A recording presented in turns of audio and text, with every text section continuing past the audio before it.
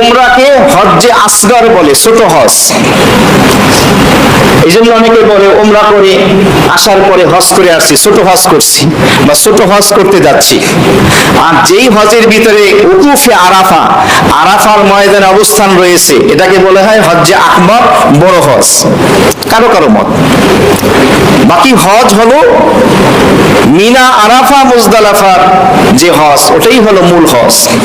কারো কারো মতে জুমার দিনে যেহেতু নবী করিম সাল্লাল্লাহু আলাইহি ওয়াসাল্লামের হজ হয়েছিল, এই জন্য তারা বলেন কোনো বছর যদি জুমার দিন হজ হয়, মানে আরাফার ময়দান যদি জুমার দিন হয়, শুক্রবার হয়, সেটাকে হজ্জে আকবর বলে, মানে বড় হজ। তবে এটা হাদিসের দৃষ্টিকোণ থেকে এতটা প্রমাণিত হয় না যে এটাই বড় হজ। যে কোনো হজই বড় হজ হবে যেটা আরাফার ময়দানে অবস্থান পাওয়া যাবে। তবে হ্যাঁ, ঘটনাক্রমে কোনো বছর যদি জুমার দিনে হজ হয়, তাহলে সেই হজের গুরুত্ব অন্যান্য হজের থেকে অনেক গুণ বেশি হবে।